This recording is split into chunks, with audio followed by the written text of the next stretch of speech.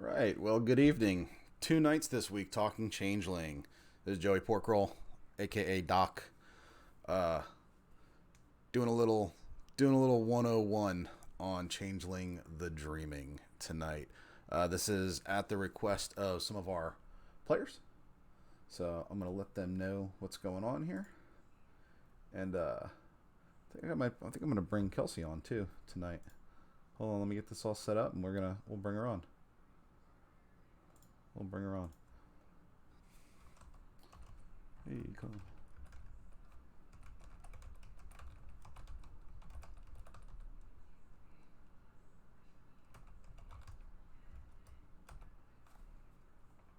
Let me see about bringing her on here. Hop in here. Voice session going. Make sure all my settings are correct because Discord loves to disconnect my voice for some reason whenever I go to voice activity here. Whenever I try to do stuff. Let me see if we can get Kelsey on here. I'm in staff voice if you wanna hop on. There we go. Cool. See if we get Chelsea in here. So today we're going to be talking tonight we're going to be talking some basics, okay? Changeling the Lost 2E second edition. We're going to go ahead and we are going to talk about the setting for this because it's a little different than the other Changeling, the Dreaming. So we're going to be talking about those differences as well. I'm going to give Chelsea a minute here to pop in. Oops, I'm in the wrong chat. Let me go down here. Staff meetings. Yeah, there we go. I'm in the right one. I was wrong. I moved. There we go. I moved. There we go. And then we'll just make sure sound is good when she comes in. Get that rolling over there. All right. All right, she'll be here in a minute. Okay, so for those folks that might be tuning in here and aren't too sure what we're talking about tonight, this is so Changeling the Lost is a. I'll kind of move up here so you can see the copyright information and all that. Changeling the Lost is put out by Onyx Path Publishing, which is they've kind of taken the reins from White Wolf Entertainment, who are the folks who did the World of Darkness games back in the 90s. That's what I grew up playing. They did a lot of the cool the D10 games. That was back in the day when most of the games, you know, like Dungeons and Dragons, you had to have like 97 different types of dice to throw for all your stuff. And when Mark Reinhagen and his team kind of made the original Vampire the Masquerade, they said, you know what, that's too much. We're just going to use D10s. Everything has it's just a percentile on D10. So it kind of simplified role-playing games in that sense. And then there's other games that did things like that too. West End Games had a Star Wars role-playing game that was only D6s, things like that. So it wasn't like they were like completely out of the box, but the D10 system was very easy for people to learn. This is a very dark universe in that you're not really always playing a hero in this, okay? Usually, as a matter of fact, you are playing either what could be considered an antagonist, or you are playing a broken character, like something dramatic and traumatic has happened in your life. Hey, Kels. When you get Hey, there we go. All right, cool. If you're in chat and you guys can hear that, please let me know if I need to adjust volume for Kelsey or whatever, because I had to change the slider and I did it blind. I am joined tonight by the server owner for Lost in Sydney. If you watched our last episode 2 days ago, I talked a lot about Lost in Sydney. It is where we run a Changeling the Dreaming second edition game. It is based out of Sydney, Australia. Kelsey owns the server.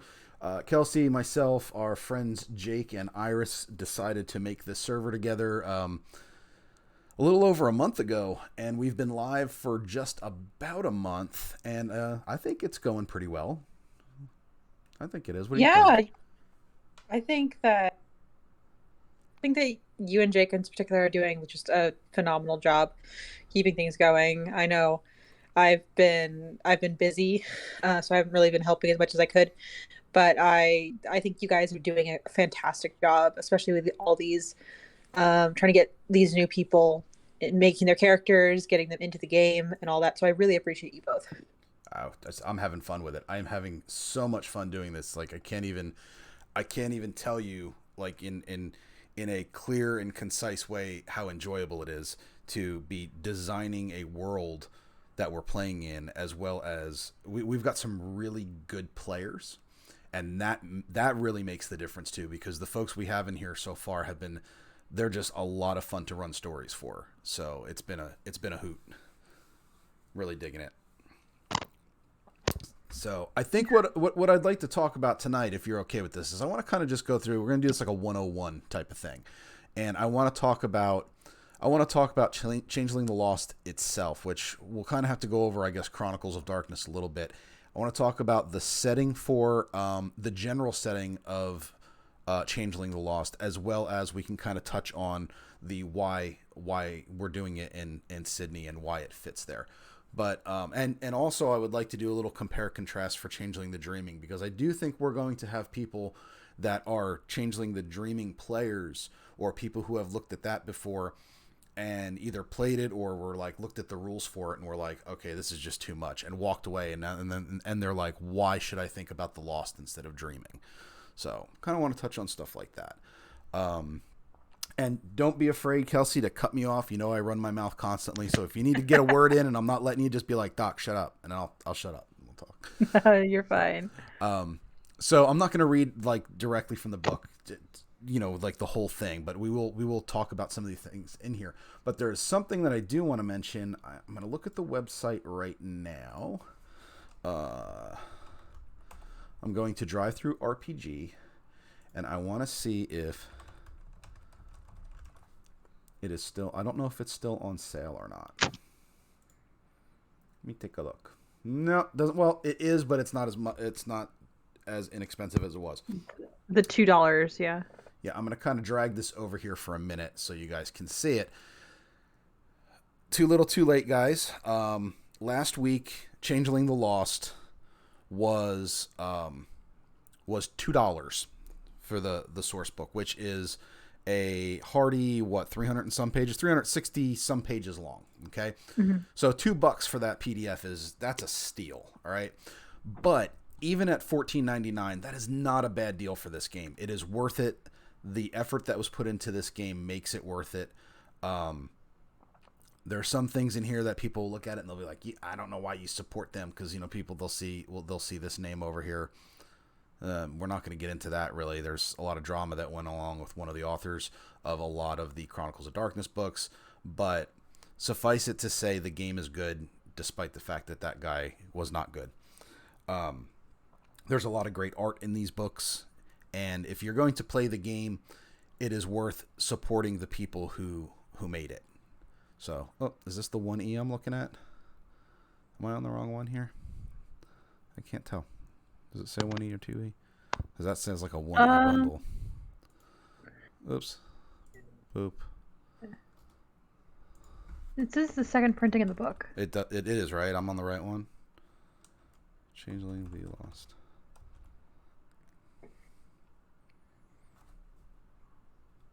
I think this is the right one, but you know me, Hmm. I'm old and I'm not net savvy. So there it is. Anyway, if you go to drivethrurpg.com and you type in Changeling the Lost and you find the book, um, it's really not a bad deal for it. What's up, Jake? Hey, Joe. Um, so yeah, I do know. You know, I understand that on the internet you can go and you can just do some searches with the Google and you can find PDFs for things, but honestly, like there's a lot of work that has gone into these books. This isn't like a some big massive corporation that just swims in money that makes these books. This is kind of a small production house that does Oh, this stuff. I I just opened the link that was shared in our Discord. It is still $2. It is okay. Oh, I didn't even see. Okay, cool. Right on. Hold on. Let me see. I guess that's up in general. It was a while back, but I can reshare it. Give me a second. Uh, Uh, yeah. Here it is. If you share it in general, let me. There we go. Okay. Cool. I will. That allows me to put this. Yeah, still Thank you. $2. Just an excellent deal for anyone. There you go. I put it in Twitch chat for you guys. So $2. You cannot beat this, guys. You absolutely cannot beat $2 for this. Okay, and it gives you a really really cool storytelling system. Oh, look at that. Jake put it in there as well. Sorry about that, Jake. Um, but $2, guys, get you everything you need to get started with this. Okay. Okay, so let's go ahead. Scroll. I'm gonna go to the setting. So, Changeling the Lost is set in the Chronicles of Darkness, which portray a world like ours but alive with supernatural wonder and terror. For millennia, the enigmatic gentry, or true fae, have abducted humans from this world and taken them to Arcadia, a fairyland where the gentry will shapes reality. The abductees are changed into fairy creatures to play particular roles in the true fae's fantasies. These roles are seemings, which correspond to fairy tale character archetypes like the big bad wolf, that's the beast seeming, the ice queen, the fairest. You play a fairest, right? I am making a Ferrist, All yeah. right, cool. The miracle worker, that's the wizened, and so on. And I've heard it called wizened as well. I guess wizened, whatever you want to say. Changelings turn the forms and powers forced on them against their Fae keepers and escape from Arcadia. On the way back, each changeling has to cross the hedge, a surreal land that separates our everyday world from Arcadia. Finally, arriving back in the realm of humanity, most changelings resolve to claim their lives or build new ones. Reclaim their lives or build new ones. They're lost, capital L, and it's time to find themselves. This is where your story begins. So I'm going to kind of jump around a little bit here because my mind is a weird place and that's how it works. So I'll try to do my best to make it somewhat of a cohesive story. But I do want to start right now and add some commentary in for folks that may be coming over from other parts of White Wolf's this world of darkness that they've created. Okay, there's different lines now. If it's been a while since you've played a World of Darkness game like Vampire the Masquerade, like I did back in the 90s, that's when I got started. Werewolf the Apocalypse and Mage the Ascension. Excuse me. And what happens is you can't look at these lines as the same world. All right, it's not a linear thing. It's not like World of Darkness came out and now there's Chronicles of Darkness and they follow each other. It's a completely different universe. Okay, you've gotta. It's very hard to do for old people like me, and I have to separate the two. But you do have to separate them. There are some things that carry over between them, but there's also some things that are completely different. In the other video the other day, I talked about how like in like Vampire the Masquerade, Old World of Darkness, the storytelling you're doing is kind of personal horror, but it's more on a global scale. You are part of a vampire clan and there are certain clans that you have, and they have influence throughout the world, and there's certain cities that certain organizations like the Camarilla or the Sabbat rule. There's this whole thing with that, and it's laid out pretty clearly. And of course, you can homebrew and you can spin off of it. That is completely acceptable and encouraged by the writers of those books. But you're looking at like a bigger picture a lot of times. With Chronicles of Darkness, you got to flip that on its head. You are doing a personal horror story. So now instead of a storyteller trying to tell you, okay, like we'll use Las Vegas as an example where we all met playing on a server that was based out of Las Vegas. There were worldwide things going on that affected the city that we were in, and we were part of the story of the city itself. Here, instead of the story of, like, for our server, Sydney, being the main story and everyone else's personal stories being just kind of something that goes along inside of that major story. Sydney is just a framework for us. The most important story is your story, the player's story, your individual personal horror story. And that's where storytelling here, compared to the other games, takes, to me, I'm finding it takes a lot more finesse. Because you're not just telling one story and everyone else has to fit within it. If I've got 5 people on an adventure, I'm telling 6 stories. 5 individual stories that fit into the story that I wrote. And you kind of have to switch your mind in that direction. And it's, to me, I'm finding it to be a lot more fun.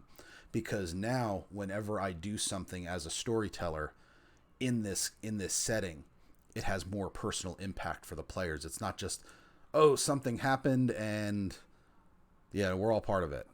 No, it can be a little more personal. There's things that happen that affect everybody, yes. But for the most part, I'm trying to make the story into some personal horror for those people. And something that is a lot of fun in Chronicles of Darkness, you can actually, as a player, you can choose to take a fail on a dice roll. You can intentionally botch something. There's rules for it. I'm not just saying you can do it all the time. You will get extra experience for it. You're rewarded for it, but you basically put your life in the hands of the storyteller and say, screw with me. Screw with me. I failed that. What happens? And it adds some flavor to the story. So that's different from those storylines, from those product lines. If you are coming from the old World of Darkness and you are a Changeling the Dreaming player, this is not Changeling the Dreaming Part 2. You have to get that out of your mind before you come play this game. You definitely have to get that out of your mind. Yeah, the idea is more like, just because they have the same name, like they're not even like this is the sequel, this is the new season kind of deal. It's like they're completely different things that happen to have the same name. You got to keep that in mind. Yeah. Um, it's like the best way I can think of to think about it is like, just because it has the same name doesn't mean it's in any way the same thing. Like, take the title, like The Lost Boys. Could be Peter Pan, could be the 1980s vampire movie. Like, they're very That's an different things. excellent example of it, because that's almost, I don't want to say literally, but you can actually slot those into those stories. That's a great way to put it. That is a great way to put it. Yeah. If you're coming over from Dreaming, okay, let's just say you tried to look at Dreaming, and did you ever play Changeling the Dreaming, Kelsey? I never ended up playing it, but I did do like research and stuff on it. I never like found a game that I was super into for dreaming, but I know the basics of it. I found the rule book for Dreaming to be so disjointed and not put together properly that for 20 years I never looked at it again. I bought it, I opened it, I thought it looked beautiful, the colors are great, the stained glass motif they have for everything. I opened it up and I was like, this is shit. Who edited this? Just the way that things were put together to me was very uncomfortable, and it went on a shelf. And then about a year ago, I pulled it back out again, and I was like, well, I got the 20th anniversary edition, and I looked at that, and I was like, okay, all right, I like this, I get it, I pushed through it, and I enjoyed it. But you can, Changeling the Dreaming can be very dark. Everything in the World of Darkness can be very dark, but you can also make Changeling the Dreaming kind of a little more happy, or at least more normal. You can't do that with Changeling the Lost. There it is. If you're going to play the game correctly, it is nigh impossible to do that. The Chronicles of Darkness, the way you create a character, isn't like Old World of Darkness, where here's your kith, and that's what you are. That stuff's all out the window. They're more guidelines than rules now in Chronicles of Darkness, which gives the player so much more freedom of character development and design, which is amazing. It's amazing. So like if you played, and again I'm gonna throw some terms out there. Hey Carneros, how you doing, buddy? I always wanted to try this setting. Carneros, which one are you talking about? Do you want to try Dreaming or you want to try Lost? Just so you guys know, Carneros is a good friend of mine. He has been a professional in the game development industry for decades. He has decades of experience in game development. So brilliant man. Lost. Okay, so I'll tell you what, Rick Carneros, you're a storyteller. I have watched your streams on CCP, and I have watched you tell stories. You love stories. I know you do. The story is important to you. I do think that you would really enjoy Lost. I think you'd enjoy Dreaming if we found you a good server for it, but I think you would enjoy Lost because there is so much you can do with this and really get in depth with your character. Yeah, storytelling is sacred, and personal storytelling is even more sacred because now it's between you and another person. So while in Dreaming you're telling it again for a group, you're doing that in Lost, but you're also doing it on an individual basis many times. So there's that personal connection between you and your player, or vice versa between the player and the storyteller. Right? It's not always the wise one, the gray hair sitting at the fire with the young ones sitting around listening to a story. Sometimes all the other young ones have gone to bed and the wise one is sitting there with the young one and telling a personal story that relates just to them that the others do not hear. So I love that. And again, I know there's people out there that'll say, you can do that in World of Darkness. Yes, I understand that. I completely understand that. And a good storyteller would. But it's actually encouraged in this system, and the tools are there to make it even more fun. So talked about on the way back, changelings may face many challenges. The true sorry, here we go. See, this is how my brain works. I step on things. Have any of you in chat ever read the novels by Jim Butcher, The Dresden Files? Okay. If you have, Harry Dresden, he's a wizard. He lives in Chicago, modern day. It's contemporary. It's he's a professional wizard, the only one in the phone book. Yeah, okay, a few Dresden Files. Okay, great.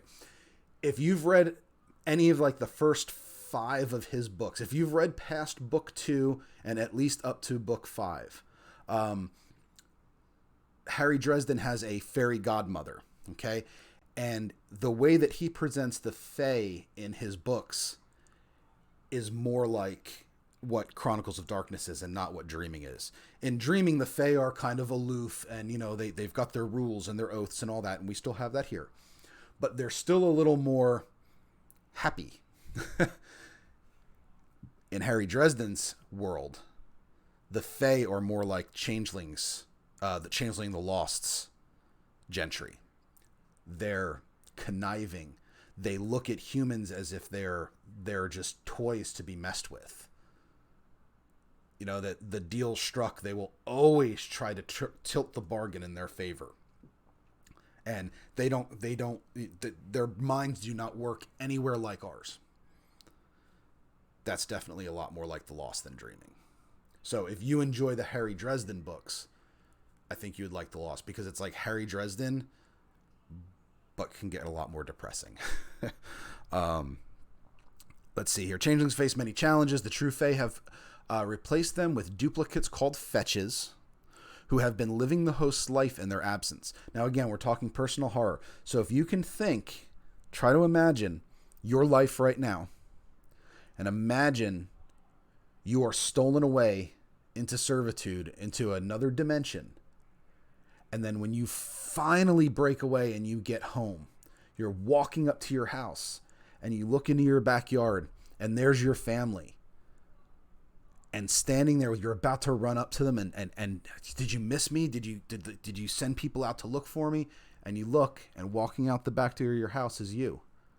It's a complete copy of you. And they're all smiling and happy and hugging you. But it's not you. That's how tricky the Fae are. They put a fake you into your life so nobody even knew to look for you. Think about like the personal horror that would cause. I've had bad dreams about things like that. Not necessarily just like that, but the bad dream where I come home from boot camp in the Navy, and I still have this dream as a 43-year-old guy that hasn't been in the Navy in years.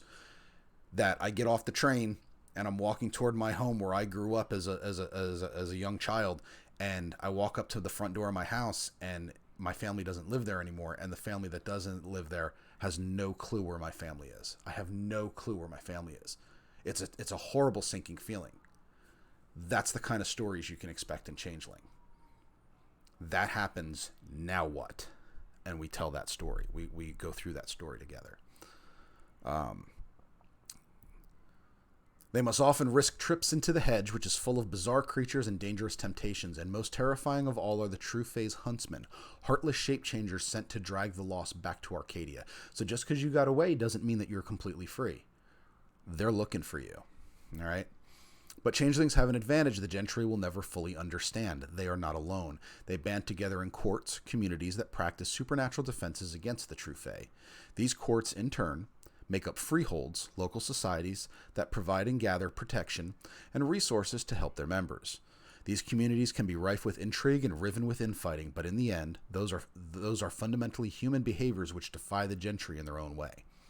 So the fact that we can't always get along is actually a benefit to us because they can't understand that. The Fae cannot understand that because they operate in a supernatural way. They don't have a soul like we do. So they have to do things a certain way by their programming as Fae. In Changeling, you'll be someone who's had their whole life taken away and who won't rest until they have it back or make a better one. You'll face fears and uncover secrets, slay dragons, and bargain with goblins. You'll walk the roads between dreams and penetrate the maze that lies behind every mirror. You'll see the truth behind all things, and you will make it your own.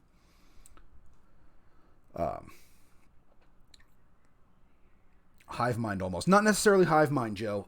It's more like... we have free will. Human beings have free will. The Fae don't. They are locked into the way they do things. Not in a hive mind situation, but they just cannot fathom not being the way they are. They just can't fathom that. This is how I am. This is how I've been for millennia, for eons, since the dawn of dreams. This is how I have been, and I have to operate within these structures, right? Most supernatural settings have that, right? Vampires cannot go into sunlight. Why? Is it a scientific thing or is it supernatural? They just can't, right? So it's like that. They have to operate in certain ways. If they make a promise, they have to abide by it. If they do not abide by it, bad things happen. Supernatural bad things happen. And we operate with that in this game as well. That's part of it. We call them contracts and oaths and pledges. More like Skynet. That's the thing, though. It's not even like Skynet so much because there is no one high overlord controlling everything. And it's not even like a net where all Fae work together because most Fae work against each other. It's the way, like, it's just part of their being. They have certain rules and, like, think of them as the most lawful, like, thing that you can imagine because they just have certain rules that they have to follow. Even though their natures may seem more chaotic, seem to have no purpose, there's a purpose in their mind, and there is a system in their mind that this is the correct way to do things. This is the only way to do things, and that may not be something that we understand, but to them it makes perfect sense, and that's just how they function. Like. Yeah. You spill rice in front of me, of course I'm going to count it. Right. Like, why would I not? Right. And that's the thing is we're not supposed to completely understand why they do it. It's supposed to be alien and uncomfortable to us because the Fae are alien and uncomfortable to us, if that makes sense. We don't understand why they do that. Like Kelsey just said, like if her weird in the game is high enough, WYRD, her weird, right, is high enough, and that means she's closer to that lifestyle of the true Fae, the gentry when she was taken by them. Then you get frailties. So and one of her frailties is if somebody spills rice in front of her, she has to count all the grains of rice before she can do anything else. I mean that's strange and it sounds random, but it can happen in this game. Now, other people wouldn't know that. The storytellers would. Other people wouldn't know that. But that gives us as storytellers a chance. Again, let's go back to where I was talking about the intentional botches. Let's say I'm telling a story and Kelsey's in that story as a player, and she says, the fight's taking place in a kitchen, right? In a kitchen in a hotel. And she says, you know what, I'm going to take the intentional to the dramatic fail. Doc, go ahead and give me the dramatic fail. And I say, like, okay, you're going to take the dramatic fail. You swing your knife at the enemy you're fighting, and he dodges, and you hit a container on the shelf. And it's a box of Uncle Ben's instant rice. And you're on the floor for the next 6 rounds counting those grains of rice. So there's things like that, right? Like, oh crap, it's in the middle of combat and she just dropped down on all fours and she can't stop this from happening. Super random. There's always going to be something, especially like the true Fae in particular are going to have these bizarre weaknesses. And the closer you are to that Fae weirdness, the more likely you are to have these, and the more of them you have, and the stronger they become. So what could be like a incredibly rare event could eventually become like, I think in first edition even, like there were some kiths that couldn't hear the term "I love you." Like that was a reaction that was one of their frailties. Yeah, see, and think about, some people might think about, oh, that sounds stupid or that sounds hard. Think about the story you're writing though. That's one of the things about these games. If you are a role player who enjoys, a tabletop role player who enjoys building a story for your character, you are creating a living person with it. Things like that you enjoy. You don't want your guy to, your character, your guy, your girl, whatever, to go through their whole life without any real trials and tribulations, because then you've never been tempered in the fire. The more that they can get through it, things like that, the dramatic failures in their life that knock them all the way down, and then you've got to build them back up again. Those are the ones that make an interesting story, just like a real life, right? We all like the underdog story. We like the one of the person who got beat down and then stood back up and said, you know what, I'm just going to, pull bootstraps, whatever cliches you want to use. And they do it. Those are the fun stories. The people who are out there that really, really get into that would super duper enjoy this. Now, even if you don't, if you're not that hardcore into it, as long as you're willing to make a character that you're like, I can stick with a character for a while. And when I say a while, guys, these aren't like, we're not talking one shots. You can do one shots with this. But like Kelsey and I, this server that we as a group, Jake, Kelsey, Iris, myself, that we designed, we built this hoping that this will last years.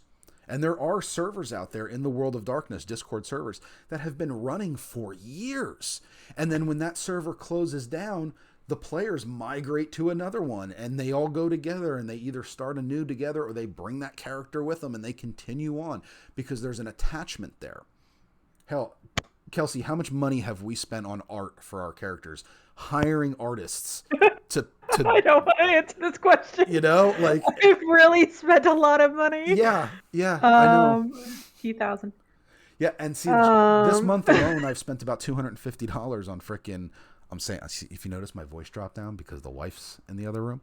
Mm-hmm. I spent about $250 in July alone on commissioning artists that I found on Reddit or through people like you, friends, that said, this is a great artist and they will draw your character. And I send them a complete description. Hey, I'd like to hire you.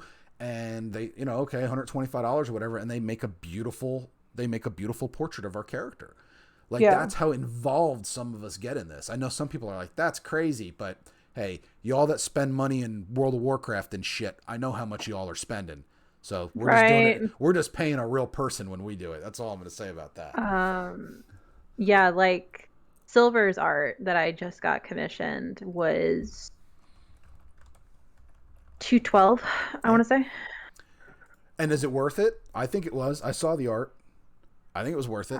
I think it's beautiful. Yeah, there's value in that. There's definite value in that.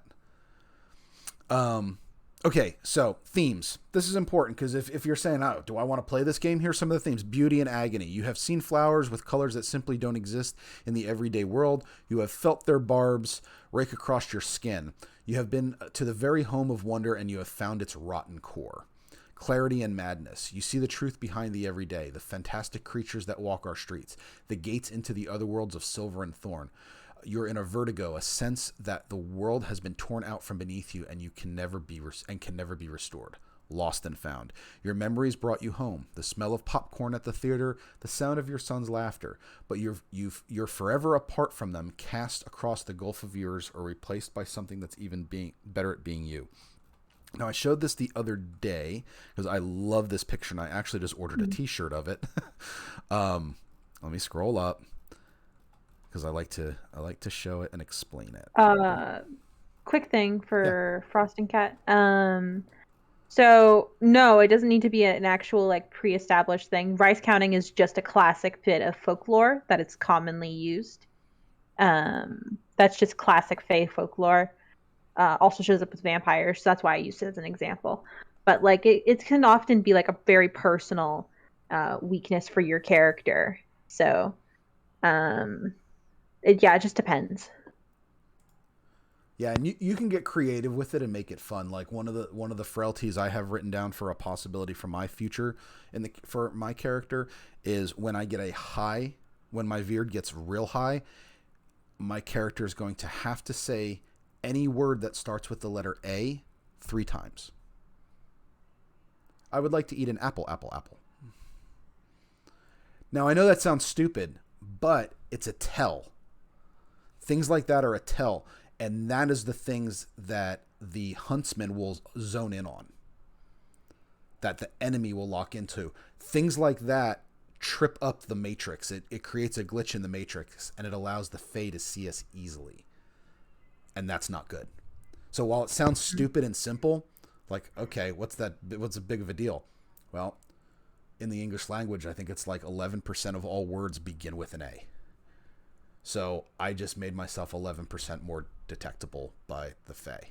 Sounds stupid, but there's little things like that. And I would have to get that approved through my storytellers. Like, I'm the storyteller, so I would have to submit that to Jake or Kelsey and be like, okay, this is what I want to do. And they might say, that's not good enough. You need to have something a little tougher on yourself. Okay, no problem. I'll do that.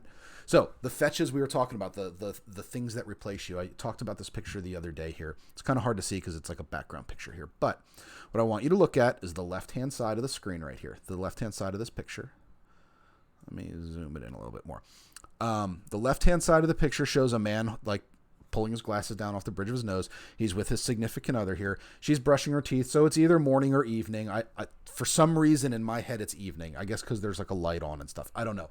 But to me it's like they're going to get ready to go to bed or whatever. And he's he's touching the side of her face. He's showing her love, right? And just looks like a normal couple. But then you look in the mirror and she cannot see this. But we can, because we're Fae, we've been captured by the Fae. We're the lost, so we can see that this is actually a fetch. You can see where he's made of like burlap, and he's stitched together, and he has button eyes. This guy may not even know that he is not really me. Mm-hmm. When the Fae created him, when the gentry who stole me created him and put him in my place, they implanted memories in his head. He may think that he's really me. But no one else can see that except for another lost, another someone who has been touched by the hedge.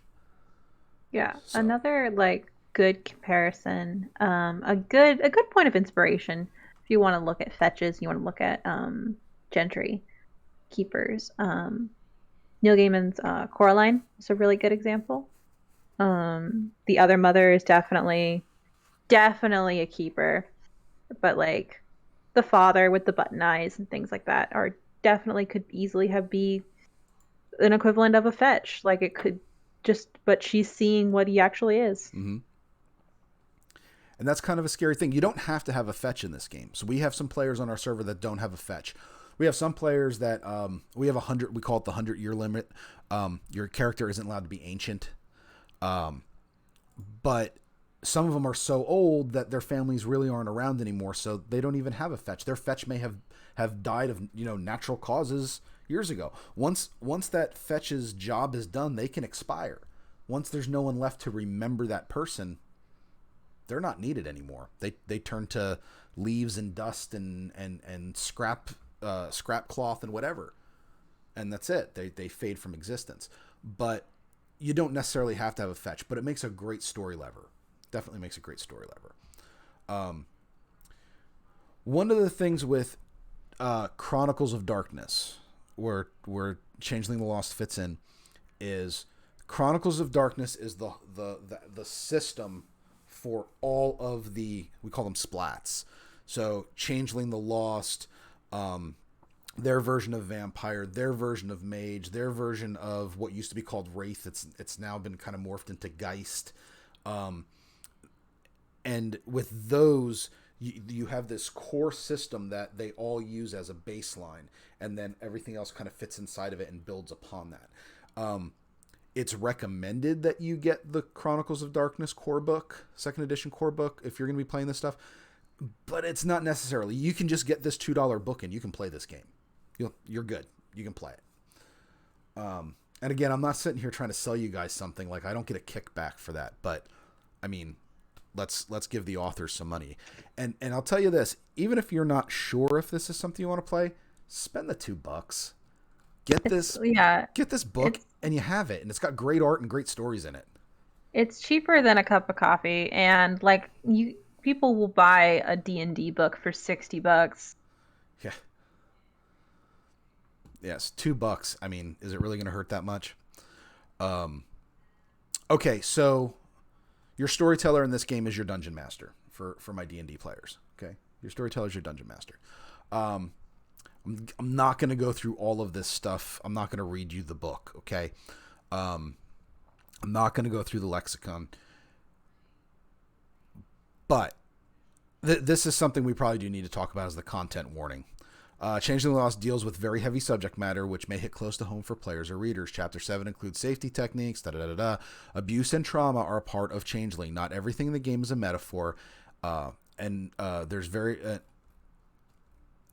very little is direct allegory, but the stories of the Lost are very deliberately survivor stories. They're about reclaiming your life, about owning yourself and your perceptions, about moving beyond pain without simply blocking it out. We hope the game can help players express complicated feelings in a comparatively safe environment. Let me tell you something that I really enjoy about the Chronicles of Darkness games as opposed to some of the other lines, like Old World of Darkness. If you feel that you are in any way in your life you have been marginalized for anything, I don't care what it is, your financial background, your gender, your sexual orientation, your education level, your national, I don't care what it is, whatever label you want to put there, Chronicles of Darkness is a way for you to actually work on some things without working on them directly. Okay, now I'm not saying this is a replacement for therapy or anything like that, but I have found that there are a lot of themes within Chronicles of Darkness that my buddies who, I'm a military vet, my buddies who are working through some shit would benefit from playing these characters. Okay? And I'm not saying that makes them broken people. It's really not what I'm saying. I'm just saying that they have some experiences in life that they can bring to the game through a character and indirectly maybe work on some stuff. Okay? Through entertainment. So does that make sense what I'm saying? Does that... Am I sounding kitschy with this? I don't know. No, yeah, I can say, as somebody who has, has PTSD, like there are safe, healthy ways to like kind of draw inspiration and draw, I guess, just things from what you've experienced without endangering like your mental health. And when working through that, in a way, again, it as Doc said, not to replace actual therapy, but just in a way that like maybe I can work through this storyline in a way that it's not exactly what happened. This is not the exact thing. We're not reenacting things, right? Yeah, but it's drawing inspiration from it. Right. And that being said, the game isn't all about let me throw bad things at you and see how you react. That's really not what it's about. It's about growth, your character's personal growth, and how they deal with challenges and how they work it out. So again, it kind of creates a simulation for real life. It's gaming. We're escapists. That's what it does. And it sometimes there has been times where I've looked back at a decision I made and looked at, man, that I made that decision because I've kind of had something like that happen in a gaming situation in the past. I've kind of already worked through I've game theoried the results of a consequence, or the consequences of a decision in the past in a safe environment that I'm making now. I know I'm going off on a total tangent on this. My point with this is a good place for people to step back and have a safe place to have fun, but to draw inspiration for things in real life that may help them with their life. So, but again, never a complete replacement for therapy or anything like that. That's not what I'm saying. No. Yeah, so. I mean that's what I'm doing to some extent with like Silver's story, is drawing some inspiration and some things, what I'm working through. But I'm not, this is exactly what happened, because one, that's like, I wouldn't be comfortable with that. Two, that seems really like exhibitionist to like throw that onto you guys to like ST that. I don't think anyone wants that involved, but like to work through certain aspects, I think is fine, and I think very helpful. Yeah. And one of the worst, in my opinion, one of the worst things you can do as a role-playing game player is to make a character that is like yourself. If you just don't create yourself, self-insert yourself. Yeah, don't self-insert yourself as a mighty Nazi killer. Well, let's not do that. Yeah, it's have some fun. This is escapism. You're playing something you're not, and have fun with that, right? So that's a big part of it as well. That doesn't necessarily mean you can't put certain aspects of yourself into something. I mean, I understand military stuff, and when I played our last vampire game that we were a part of, I played a military vet. And because I know it real well, so I did that, and I was like, okay, I'm comfortable with this. But it wasn't like exactly me. It wasn't me by a long shot. It just had that similarity. So again, the framework was there, but all the details inside were different. Mm-hmm. Yeah, exactly. Feather says it's never a good idea to make a character exactly like yourself. Anyway, you're right. It is not cathartic at all, and that's we come to the game to have fun. That's when you get bleed real bad if people aren't able to differentiate whether you don't like their character and you don't like them, and then they get real touchy. Right. And then and then you have drama, right? And then when that's the last thing we want is out of character drama. In character drama is okay, because afterwards you can look at each other and be like, man, our characters really hate each other right now, and be like, yeah, I know, right? But it's when it's outside, when you're like, man, I'm so glad that session is over, because I am so sick of dealing with that person. Now we got a problem. That's like waking up. It's like having a bad dream about your significant other and then waking up and being mean to them because they were mean to you in your dream. Right. You said something mean in my dream. Okay. Yeah. Like I mess with my wife with that all the time. Like, well, I'll do that. Like I'll wake up and she'll be like, what's the matter? I'll be like, I had a bad dream and you were mean to me. I'll be like, get out of the house. Like, we joke around with it, but we're also, some of my friends that are in the chat room that know me in real life right now, like Z, Golden Pat, and a couple of the others are probably gonna be like, you're full of shit.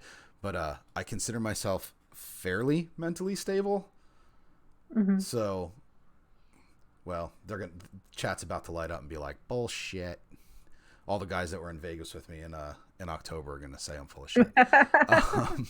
The fairly in quotes. What is mentally stable? Yeah, exactly. Yeah, frozen fairly. Yeah. We had to have my wife herd us around Vegas. So she was like our babysitter. Okay, so we're not going to get into all of this other various and sundry stuff. I'm going to do a whole other episode on seemings and kiths, or episodes. But now I would like to cross over a little bit and touch on Lost in Sydney, if you're okay with that. I want to talk about how we do things.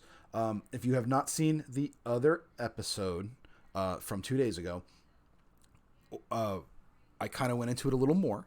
However, we run a Discord server that is we call it a slow post or play-by-post server, where we host the role playing game of of Changeling the Lost, second edition, and the setting is modern day Sydney, Australia. Mm-hmm. We picked that after going through a lot of different places: Portland, Oregon, the East Coast of the United States, New Orleans. We went through a bunch of stuff trying to figure out where to do this. And we finally settled on Sydney for a few reasons. Number one, not a lot of games take place in Australia. Number two, there's a rich, mystical, and exotic history to Australia. So we thought we can have some fun with that. And number three, Jake, who is one of the founders and like our head ST, the guy who kind of makes sure we're doing everything correctly when it comes to the in-game stuff. And he is a kick-ass Excel spreadsheet amateur right now, making really good character sheets for us. But he's from Australia, so that helps. Like, we have a local that can help us with it. Most games for the World of Darkness are hosted on Discord, are hosted either as a United States location or a North American location or a European location, because that's where most players are from, and people like to play generally with things they feel comfortable with. We wanted to think outside the box and do something different and try to get an area where we can all grow together. The storytellers and the players can learn about the culture of Australia and Sydney in particular and have fun with it. So that's what we did. That's what we're doing. I've really been enjoying it so far. I've only been to Australia once in my life. It was to Darwin, and I was in the Navy, and I was very, very drunk the whole time. All I remember is Hungry Jack's is very good. It's their version of Burger King, and that they served beer. So I really, really ruined my opportunity when I was in Australia to take in the culture. So, but in the past month or so, I have learned a lot about Australia and Sydney in particular, because we've had to do research for things, to the point that the wife and I, we've talked about over the years about that we want to do a month-long trip in Australia when we hit the lottery. But we're trying to find a way to actually do that now in the next few years. We've already got some trips lined up, so we can't jump ahead of that. But we definitely are moving Australia up the list because of the research we've done here. Nice. So far, I think we've really been doing a good job, in my opinion. We've been doing a good job of being respectful of Australian culture, and at the same time making it fun for the players, because this is so new to everybody. Like, not many of us knew that, like, anything about Bondi Beach, which is one of the world's most famous beaches. And now I think that's one of our most played areas on the Discord server. So, like, we're learning things together. If you're new to this and you come to our server, there's a process. We don't have open invites. You can't just show up on the Lost in Sydney server. When you're invited in, you have to go through a questionnaire process that basically asks you some basic questions about how you intend to roleplay and your thoughts on dark games like this. And if we feel that when we review it, we feel that you're stable enough and it sounds like you're going to be a good fit, and we're pretty liberal with that process, we let you in. And then from there, you read the rules, you look at all our stuff. We have a player bill of rights that we've done. I'm not going to go through those again. I went through them the other day on my other video. But hold on. Let me pull this up here. Make it a little I'm going to go here, and I'm going to go boom. Okay. So there's a process on how things work. You get approved.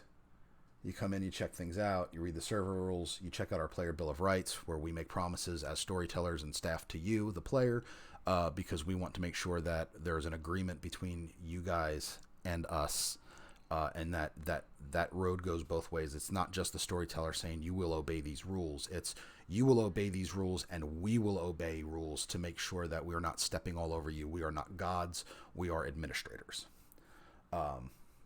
Yeah, I was pointing that out, Z. I saw the Bastion on there. I had to point it out. You then go to a character creation process. We have our own custom character sheet, and then you go through a vetting process for that, where the storytellers go back and forth with you, and we talk about things and make sure everything looks good. And then from there, we kind of release you into the world. If you're really new at this, you can, and you feel comfortable with it, you can do what we call a fresh from the hedge scenario, which is basically a one-on-one storytelling opportunity where you, the new player, and one of us on the staff will kind of guide you from leaving the Durance when you were you were the property of this Fae, to coming back to the real world in this new life. And it takes you literally from your first step out of the hedge into this new life in Sydney. So you do not have to play an Australian citizen, okay? The majority of our players are expats. The way we have designed the lore benefits either, I shouldn't say benefits, it is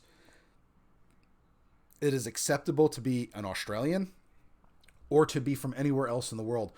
We made it that when the hedge spits people out from their Durance, that there's certain areas of the world that have what we call like a hedge bleed, where they're more than likely to end up because the walls between the hedge and the real world are thin. And there's an area like that right near Sydney. So you might have been taken in Topeka, Kansas 5 years ago, and you were kidnapped by the Fae there, but you get spit out on Bondi Beach in Sydney, Australia. So, and that's okay. I mean, obviously your character would be confused and lost, but that's part of this, right? So there's story with that. And then, your character gets quote unquote rescued by one of the freehold, the local lost magistrate officers.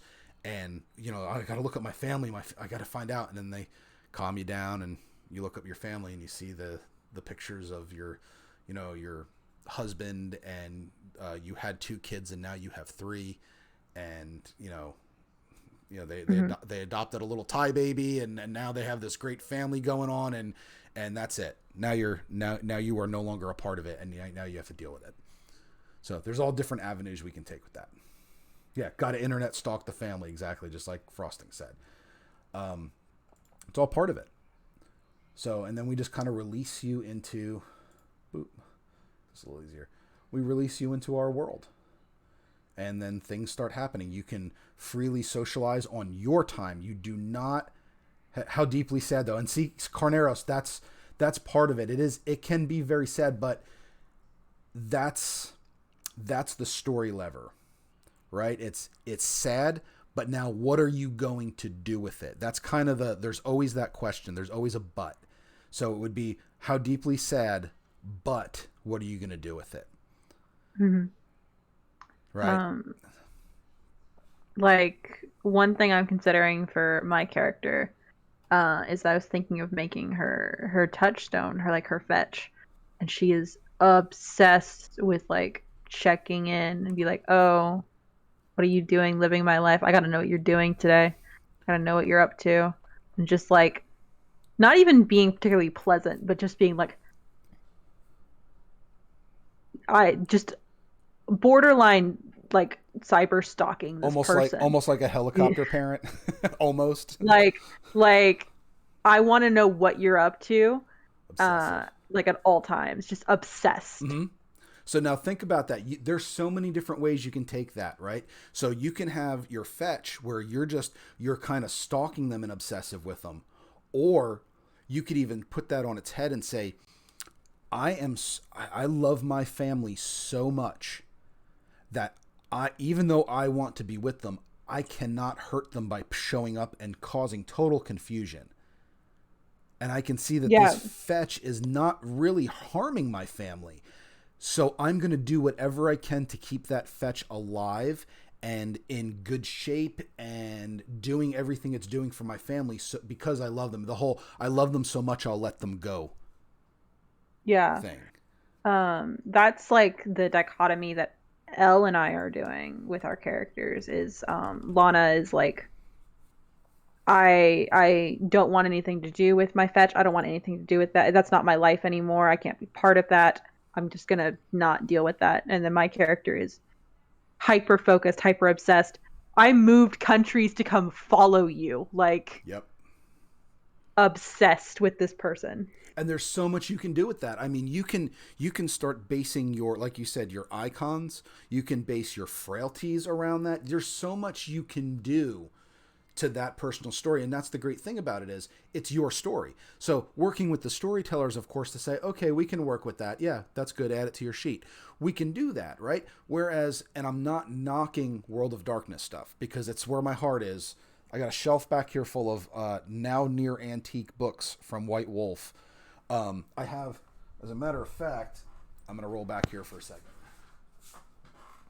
Ugh. Sorry, showing you guys my fat back. So like this right here, let me hold this up. Sorry to blind you with that. So this here is it's a storyteller's handbook to the Sabbat, okay, from Vampire the Masquerade. And the reason why I keep it in plastic is this is on the inside cover. It is signed by all of the authors and all of the artists. I got it done at Dragon Con years ago. So this to me is very special. I love these games. I love them. They're very, very important to me. They're a very big part of my development before I went in the Navy. That's what I did. I played Vampire. I played Werewolf. I played Mage. I didn't play Changeling. But the difference between these two systems is I can make my vampire in Old World of Darkness pretty cool through storyline, but the depth that you can actually do character design and lifestyle design in Chronicles is light years ahead of it. Just light years ahead of it. And I really love that. I really do. I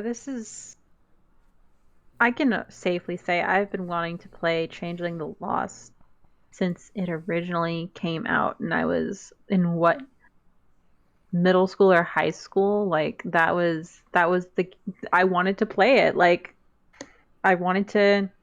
I mean, I was in no way the maturity to play that game at that age,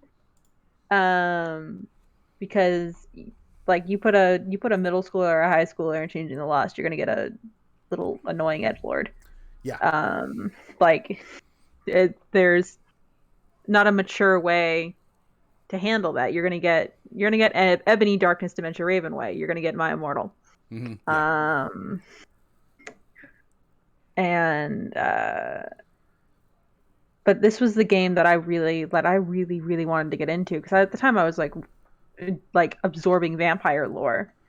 But like when it was announced like Changing the Lost has just come out, I was so excited. And that was something that I,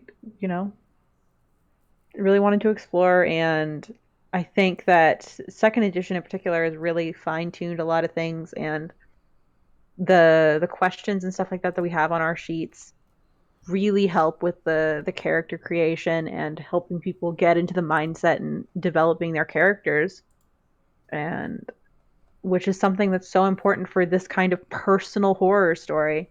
It's not I stab thing go boom, that you can end up with like a lot of vampire and a lot of werewolf.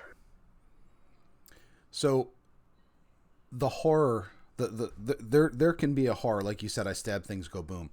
You can make that kind of exhilarating in a game. Oh man, you get an adrenaline rush. My character could have gotten really harmed or died there. And that's all well and good. And for some people that's their shtick, and that's cool. There's a place for that. But then the people who like more of a I mean, putting it the way that Frozen said it in chat, it's more of a mind fuck. I'm a big Clive Barker fan, so anything that's kind of a mind fuck, I really enjoy. I mean, I mean, I got Pinhead right back there. I've got. I was about to say, are we getting Pinhead as Yeah, a huntsman? I got Maybe. Pinhead. I mean, you can see, for those of you that are in Discord with me, that my avatar is Pinhead. I mean, that's so. There's things you can do with it, but to me, like the Hellraiser stories are like the epitome of that, of the mindfuck, right? So where you take something good, which is pleasure, and you spin it on its head. But like, I wanted to bring up this picture right here. This is from the Changeling: The Lost Core book from 2nd edition. You look at this picture, and I have this habit with game art. I don't do this with real art. With game art, I look at it and I say, what was the artist trying to tell me here? And I look at this picture and I realize how damn scary this is a horror picture. Okay? So we've got a gentleman, I guess it's a gentleman, walking a stained glass dog. Okay? And you can see the leash is actually thorns. It's a bramble and thorns, so it's in the hedge. And then we have 4 statues here. But if you look at these statues, it's his face. So what this tells me is the gentry that owns this kidnapped being, this human that was forced into servitude, is walking past other lost who have been turned to stone for not doing their job as the gentry wanted, which was walking this dog. Yeah, I think it even goes over it in like one of the paragraphs on that page, or either that page or the page before it, where it talks about you see statues and they look so much like you, but they all seem to be in so much pain. And that's where you wouldn't remember it when you're in the durance, when you're in your slavery in this, you wouldn't really remember your past, your human past. So you're like, you just know that this is what you do, and this is what you've been, your keeper made you this way, and this is what you've always done, and this is what you will always do, whatever job, whatever thing they have you do, right? And you don't even think about this, that there could have been others who have done this before you. But one day, while you're there walking this dog, something happens. And it clicks, and a little tiny shard of reality clicks inside your head. And it reminds you that this is not what you've always done. And that's where the walls come tumbling down and you make your escape. And that's where your character becomes lost, becomes part of the lost, and is now free. And that's where they start. So that is, I mean, it's scary as shit to me to think about that. But it's like, holy cow, the evil of these fae are not your happy fairy godmother with talking teapots and stuff. The talking teapots were humans, and they're suffering. And that's a thing in this game. The talking teapots from Disney characters could have been people that were turned into a goddamn teapot by the gentry. And instead of being all, happy and everything, inside their head, they're screaming like, oh my God, I'm a goddamn teapot. So like, there's that. And just thinking about that, taking a children's story and just warping it. So it's a really cool system.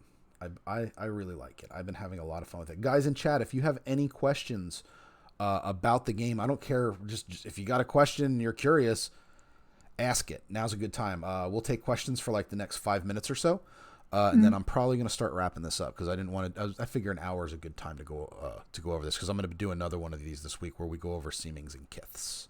Yes. Yeah, so we'll get more into the nuts and bolts of it. Kylie's doing fine, Joe. Thank you for asking. She's out there watching YouTube right now. I think she's watching.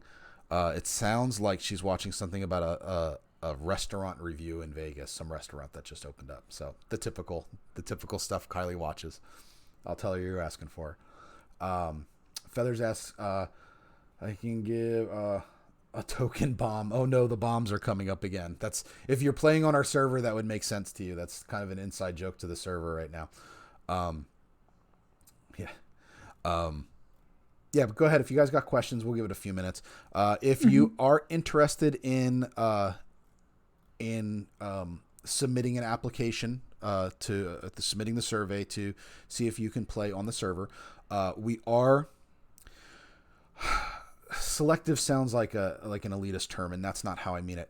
We vet incoming players. We don't just let everyone come in and play, and because we want to make sure that the people that are populating the server, the citizens of Lost in Sydney, are there to have fun with this and to be a part of a community. This is a role-playing community. This is not every Thursday we sit down at our friendly local game store for an hour and a half of Changeling the Lost. This is a living, breathing server where even when the STs are sleeping or working or whatever, the players have the right and the expectation to, if you got some time, go ahead and roleplay between yourselves. You don't need us there all the time. We run scenarios. I'm running 3 right now, as a matter of fact. I'm running 3 right now. But it's not necessary for that to be happening all the time. People can just interact in the different channels on the server. Right. There's plenty of room for that. And then, the players will talk to each other. Hey, I got the next 2 hours. I'm just sitting here watching TV. I'm playing on Discord on my phone. Anybody want to go to the pub and chat? Boom. Next thing you know, they got a scene going. And they're all interacting. They're role-playing and they're developing their characters. But we want to make sure people are really interested in doing that. And there's an 18 and above rule. And if you're interested in it, you can DM me. I'm not going to give out Kelsey's information on here because I don't want her getting bombarded by Changeling stuff. Hey. So it's Doc 3104, Doc #3104 on Discord. You can just shoot me a message and I'll talk to you a little bit. And if I feel it's worth, if you're definitely interested in it, I'll get you a copy of the survey and then you take it from there. And then Kelsey can vet you.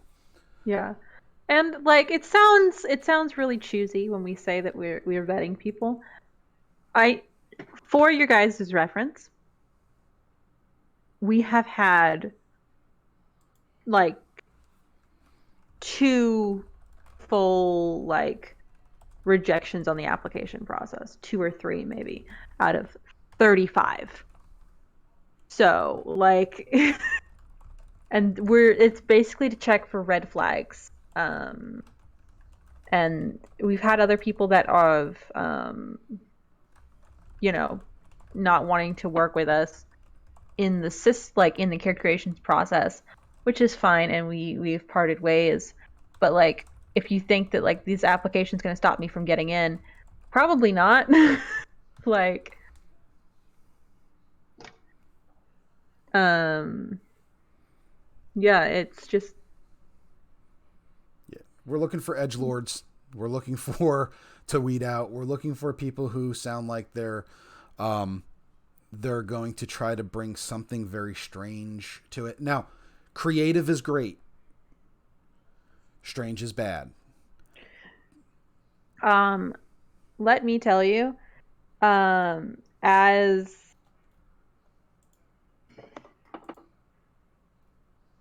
this doesn't show up all the time in a lot of Living World servers, but boy howdy does it sure show up when you are in certain communities. This is an 18+ server. Does not mean this is a place to get your rocks off and share your personal kinks with people. I have had players, not on this server, but in the past, definitely do that. That is some of the shit that we're keeping an eye out for. As an example, this isn't a place for people to be voyeurs. Like it's weird. This is a place to share stories. So yeah. This is not a hookup Discord. This is not a explore my kink Discord. That doesn't mean you can't have some things that are kind of risque. That's okay. Yeah, my character's a sex worker, like, which is legal in Australia, so it's part of the story. It fits perfectly. But I also understand that I am not showing explicit sex scenes on the server. They're different. Right. And that's kind of the thing is we'll take a look at anything. There you go. Just Cordelia's talking about the whale incident. So bringing it up there. If you bring something up and you're being mature about it and you're actually saying like, look, this can fit the story. Let me show you how I would like to do this with my character. We'll look at it, But if you're just like, I'm an edgy lord and I wanna do something stupid and it's so horny it makes me laugh, we're not gonna allow it. We're not. You're gonna ruin fun for other people. You can go. There's plenty of other Discord servers out there. You can do that. You go ahead and Like do that. the one guy that shows up second sentence on the server, how sinful can I be? Yeah. Like, get the fuck out. Yeah, exactly. Like that's not the point of this, right? And that's also the thing with Changeling the Lost. If you're looking for, I want to be sinister and evil and this and that, there can be a place for it, but Changeling usually isn't the place for that. If you're sinister and evil, it's because you're broken, and why, and what are you doing to work through that? So that's the thing, you know, are you that broken and are you going to work through it? Give us a story, we may still approve it. But if you're just like, I'm just here to shoot shit up and I'm gonna do my thing. Well, go play vampire. Go play werewolf. It's okay. We're not knocking those systems. We're not knocking you as a player. This just may not be the server for you. And that's okay. Yeah. So yeah. But yeah, that's kind of the thing. But again, and if it sounds like I'm trying to dissuade people or discourage you from trying to apply, don't take it that way. Like I said, we're pretty liberal about what we'll allow. But if you're like, I've been on so many different servers in the past few months looking around trying to see if I want to play on them, and like I get there and the first like somebody joins and they're like, everybody's like, hi, nice to meet you, welcome to the server, and they're like, hey, I wanted to know, can I play this, and this? Like they start. Oh my god, out, the amount of people that join a vampire server. Can I play Kelsey? First sentence. Yeah. First sentence. Yeah. Can I do this? Can I do that? Hey, so am I allowed to have a third generation that, you know? No. Stop trying to. That's not fun for everybody anymore when you do that. One of the most fun characters I've ever played for vampire was a near thin blood caitiff that I had to explore who that character was, because they didn't know, like, you know, in their initial backstory was they really don't know who they are. They were a street drifter and this happened and now what? But that was like a blank canvas for me. I got to do a lot of cool story with that. I'm not saying everybody needs to do that, but when somebody comes in and they're like, you know, my character is going to be the Prince of New York City in about a month and a half on this. No, go somewhere else. Are you saying? You were saying words, but I don't know what they mean. Z, yeah, that's some vampire stuff, bro. It's they're weird alien vampires. Like they literally look like aliens. Yeah. But now, like, if somebody comes up to us with something if they're being reasonable about it, there's a good chance we'll at least look at it. So, anyway, okay, final questions. I do appreciate everybody coming out tonight. I had fun doing this. Kelsey, as usual, it's a pleasure having you on. Thank you. Thank you for coming on and talking about this stuff. You are always welcome back whenever you have the time. I know you're very, very busy. So I'm very busy. I have long days. Mm-hmm. I get it. Carneros, my friend, it was good seeing you again. Thank you so much for coming on here. And Carneros, seriously, if you are possibly interested in doing this, I know you are a super busy guy. This is a game that you can play, that you play on your own time, and it is okay, which is the direct opposite of the game that you and I met in. So that's one of the things. If you only have 5 minutes a day or every other day, that still works here. Yeah, none of that.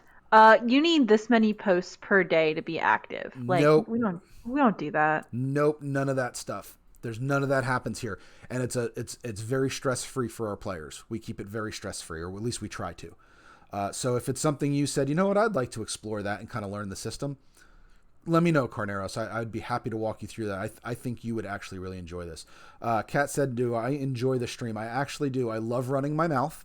I'm sure right now Golden Pat and Frozen and a couple of the others are going to chime in and crack up because I've been running my mouth I started podcasting for EVE Online back in 2011. So for 11 years straight, I have either been doing, for fun, podcasts, live streams, videos, or I also had a local radio show on Sunday mornings for a while. So I love running my mouth, and that's unfortunate for all of you folks.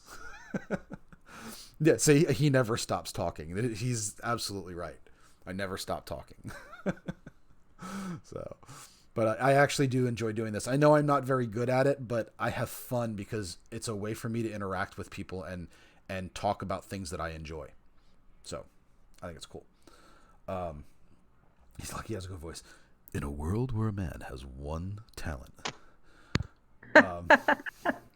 So I'm going to try to do a couple of these as I can. I can't give you an exact schedule for these guys because with what I do for a living, sometimes I just have to work late. There's no option to it. I just have to do it. I run a business, and if things go south for the day, I think I'm coming home at 3 or 4 o'clock in the afternoon, and I'm not coming home till 8 or 9 o'clock, and I'm tired and frustrated, and I don't want people to have to put up with me doing that.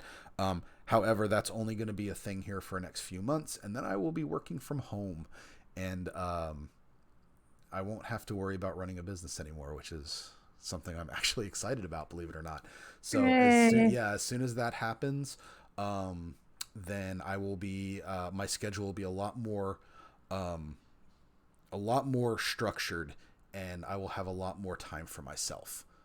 So I'm anticipating a hell of a lot less real world stress. So that means I can put more effort into things like this. So, really excited about that. That would be a gigolo. Yep, I have to work late some nights. That's true. I was just gonna say a dog gigolo, but that sounds really nasty. Oh no. I work with animals, and I also work with teenagers who work with animals. I employ teenagers who work with animals, and teenagers aren't always the most reliable when it comes to scheduling, unfortunately. So, yeah, I have to deal with that. Not all of my employees are teenagers, but enough of them that it can become a hassle. All right, so I think we're going to end it here. It's an hour and 21 minutes. I think that's a good spot. If you guys enjoyed this and this is your first time watching, please go ahead and throw me a follow. That really helps me with Twitch to keep me alive as an affiliate on their thing, on their rankings. If you enjoyed it immensely and you think it's worth it, thanks guys. I appreciate that. I saw those 2 new follows. Thank you. If you are a Amazon Prime subscriber and you automatically get a free it's called a Prime subscription through Twitch. You can actually do that where you say like, hey, I really like Doc's stream enough that I want to support him, and it doesn't cost you any money because it's through your Prime, and you can become a Prime subscriber. And I do appreciate when you guys do that too. I'm not asking you for money. You're already paying Amazon, so you might as well put that Prime subscription to use, and who better to get it than me? So and I will tell you this, anytime I get a check from Twitch, which is not very often, I'll tell you that. Let me just put it this way. You only get a check from Twitch if you've made more than $40 for the month. I've gotten a check from them once. Okay? So I don't do this for the money. I want to make that very clear. Anytime I get money from them or from something, I turn around and I put it back into the stream and I do giveaways. Okay. My friends that are in the Golden Pat and Frozen, they can tell you, even Carneros can tell you, I will get things that I can do giveaways with. I don't keep it. It's not like, I'm not like going out and, buying Burger King with it and stuff. It's not how that works. I put it right back into the stream. So anything that I get coming in from that goes right back out to you guys. But the best thing you can do for me is to just follow and show up and chat. That's more important to me than any subscription, because that is important, is that interaction. That's why I do it. So I'm going to shut up now, believe it or not. Kelsey, you got any final things you'd like to say? Anything? No, not really. Well, thanks for having me. I really appreciate being here. And you guys, I'm excited to get this community going and really seeing it kick off. Everyone here has been so great. And I love all your guys' characters. I do too. We have some really cool characters on here. We've got some folks that are doing some really creative stuff, and I'm enjoying it. We've also got some things going on here that I've noticed that like people have done things, but like what some of the other players think that person is isn't what they really are, and through story that Right. will develop, and that's really cool too. Like, I know right now everyone's trying to figure out who Storm is, and so far everyone has been wrong. That's great. So yeah, having fun with that. All right, so on that note, good night. Thank you very much. Get in touch with me. Send me a DM if you guys have any questions, comments, concerns, whatever you're interested in the server. Otherwise, in a few more days, I'll try to come back on, and we will be going over. Let me just show you real quick in the book. Oops. Boop. There we go. Let me show you real quick. Do my little scrolly scroll. We are going to be going over this section right here, which is the seamings. Okay, we'll be going over seamings. We'll be talking about that.